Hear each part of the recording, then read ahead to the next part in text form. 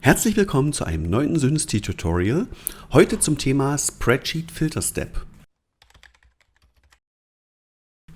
Mit dem Spreadsheet Filter Step kann ich aus einem Spreadsheet, also aus einer Tabelle, verschiedene Zeilen herausfiltern oder entfernen anhand von einer Filterbedingung.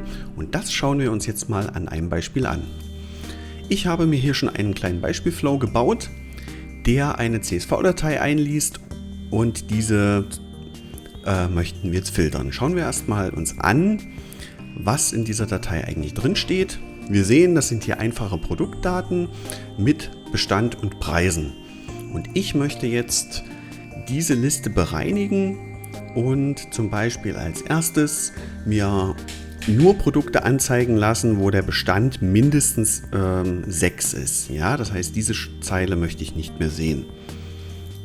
Dazu gehen wir in den Spreadsheet Filter. Da bin ich jetzt schon drin und drücken auf dieses Plus bei Filter. Hier kann ich mir jetzt meine Filterbedingungen zusammenklicken. Ich hatte gesagt, Bestand soll größer als 5 sein, also mindestens 6. Klicke auf Fertigstellen und schaue mir die Vorschau an. Und wir sehen genau das, was ich wollte. Die Zeile mit Bestand 5 ist rausgefallen. Was wir auch sehen, ist, dass der Step 2 Outputs hat, nämlich noch zusätzlich diesen Negativ-Output. Und dort ist jetzt quasi das Gegenteil der Filterbedingungen drin, nämlich alles, was nicht zutrifft.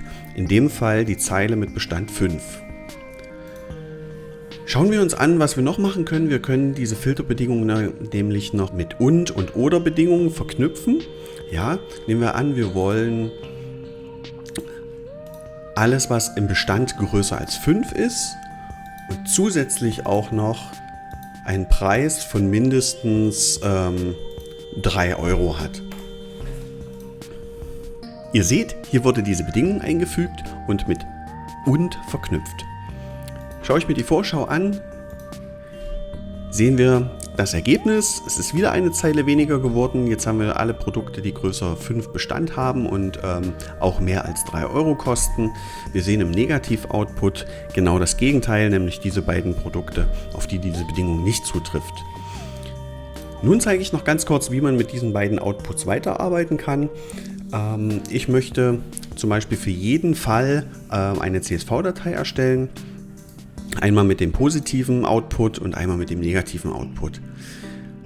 Dazu füge ich einen CSV-Writer hinzu, der wurde als allererstes mal mit dem positiven Output verknüpft. Die Datei nenne ich positiv.csv und füge noch einen weiteren CSV-Writer hinzu, der mit dem negativen Output verknüpft wird und den nenne ich dann zum Beispiel negativ.csv. Was könnte man mit diesen Dateien nun machen? Wir könnten sagen, okay, den positiven Output, also da, wo das zutrifft, das möchte ich per FTP-Upload hochladen. Das kommt aus diesem Writer und die andere Datei, die mit dem negativen Output, die möchte ich mir per E-Mail schicken, um sie zum Beispiel nochmal zu kontrollieren. Und damit hätte ich mir diesen Flow zusammengebaut, der genau das macht. Den kann ich jetzt ausführen, planen oder auch von außen aufrufen. Das war das Tutorial zum Spreadsheet Filter. Ich hoffe, euch hat es gefallen. Bis zum nächsten Tutorial. Ciao.